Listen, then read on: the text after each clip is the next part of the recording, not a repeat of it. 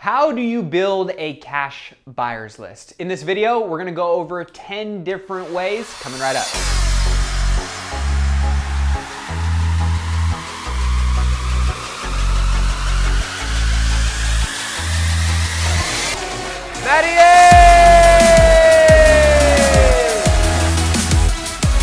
Hey, what's going on, guys? Matty A here, the six-figure flipper. One of the questions that constantly comes up for new real estate investors is, how do I build out my cash buyers list? If you are a wholesaler or a wholetailer, or even if you are a real estate investor in general who's doing buy and hold, doing flips, you want to have relationships with individuals who are buying for cash. Of course, from the wholesaling and wholetailing perspective, these are gonna be end buyers that you can wholesale your contracts or your deals or your opportunities to. When it comes to flipping or holding, these could be potential private lenders who got cash on hand that might want to invest in your deal. So having a cash buyers list is always an important asset to have in any real estate investing business. So let's go over 10 different ways that you can go about finding these cash buyers and starting to build and develop a relationship with them. Number one is wholesalers and co-wholesaling. This is a great strategy that you can use to build relationships with individuals who have some cash, who are buying deals. And one of the ways that I like to do this is anytime you're driving around town and you see those bandit signs up on the telephone poles that say, "We buy ugly houses," or "We'll give you a cash offer within 24 hours. Guess who those people are? Those are wholesalers, right? Or those are real estate investors who are looking to buy properties, and oftentimes they are cash buyers, or they're individuals who are buying assets that you may want to dispose of. So I like to call these individuals and just say, "Hey, my name is Matt Aitchison. I'm a local real estate investor as well, and I'm sure you come across a lot of properties that you can't buy. I would love to be on your cash buyers list. And oh, by the way, are you currently buying assets? What are you looking for?" Then you can reciprocate and say, "Hey, I get a lot of inventory as well. I'd love to add you to my cash buyers list to see if there's an opportunity that fits in your box that maybe we don't want to take down." And of course, based on how they respond, you can either add them to your database or not. But this is a consistent way that you can go ahead and build these relationships. The follow-up question to that is, hey, if we come across an opportunity that our database doesn't want, are you open to co-wholesaling and getting this out to your database? That is a great way to start adding people from their network into your network. Number two is classified sites. So there are many different sites out there, the forsalebyowner.com, you got Craigslist, you got Backpages, you got all kinds of different websites where you can post classified ads. And if you were to go on there, you're gonna see a lot of people posting ads that are basically marketing properties or investment opportunities to other individuals for sale, right? So those are gonna be wholesalers, or they are individuals who are marketing themselves and their business looking for opportunities to buy. So these are individuals that you're gonna wanna pick up the phone, dial their number, call them, build a relationship with them. Most of those people will be cash buyers as well. Number three, cash sales and cash buyers. Now, you can get lists of individuals, or really just all of the transactions that happened in a zip code or a city or a region, whatever it may be, that are cash sales. So the MLS,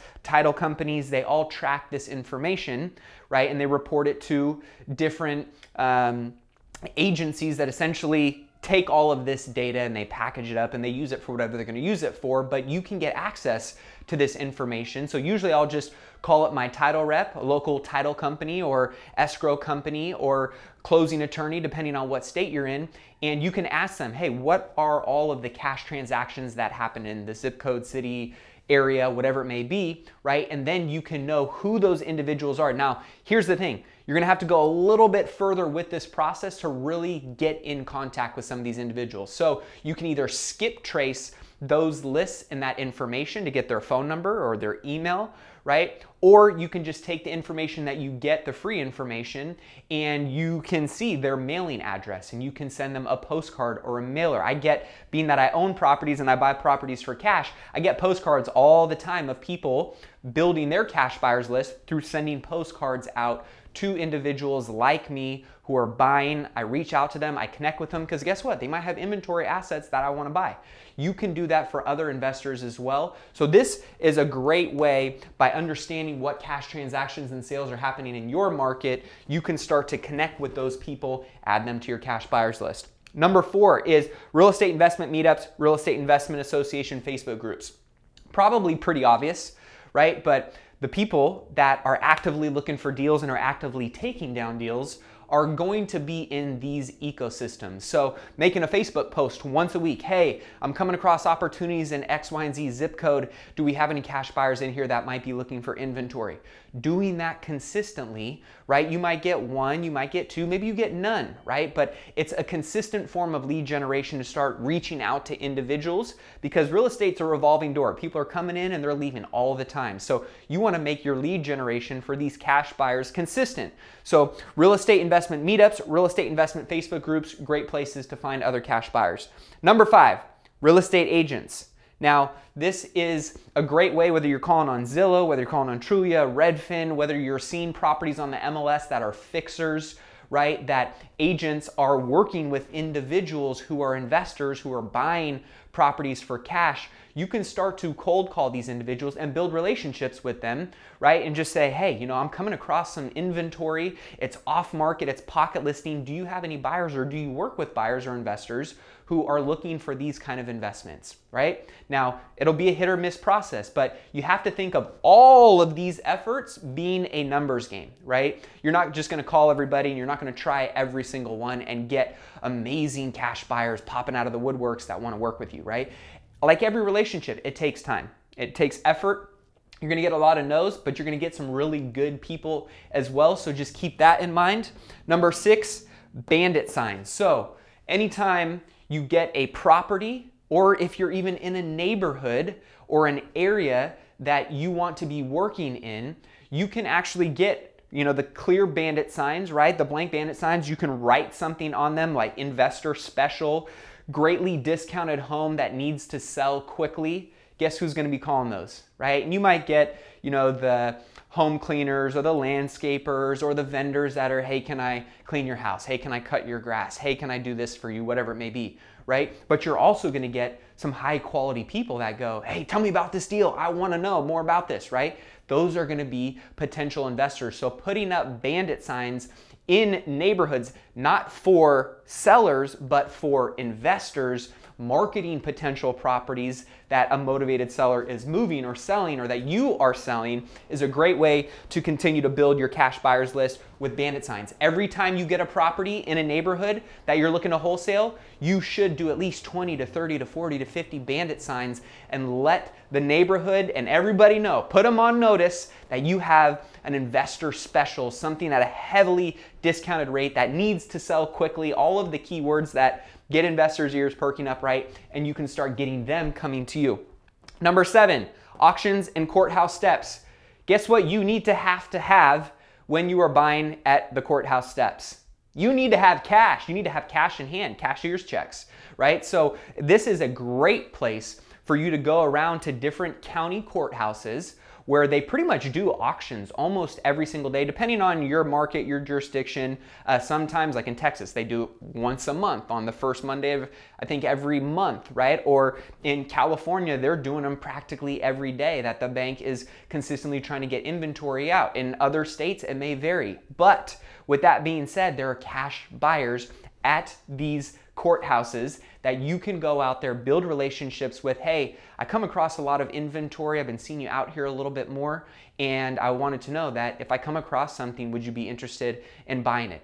Of course, what are they going to say? Absolutely. If you do it with integrity, you do it with ethics, you do it in a way that is professional, and they want to build that relationship with someone who's credible and who's out there pounding the dirt and bringing in opportunities, great way to add people to your list. Other flips. So I'm sure when you are driving around town, you have the ability to every once in a while come across a house that you know is getting rehabbed, or there's a dumpster out in the front yard. This is a great way for you to walk in there and say, hey, love what you're doing. I am a local investor myself, and I come across some inventory from time to time that I can't take down.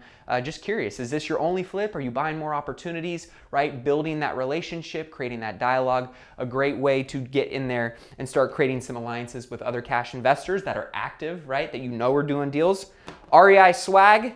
This is kind of a fun and creative one where I wear a shirt that says investor. And I let people know with the billboard on my chest, what am I? And guess what? I get all kinds of conversations. You're an investor? What do you do? Oh, well, I'm a real estate investor and I wholesale and I flip houses and I buy commercial properties. Wow, that's amazing. Have you ever thought about investing in real estate? Have you invested in real estate? It's a way to create dialogue with people. I've added people to my cash buyers list just from my shirt. Last one is your website.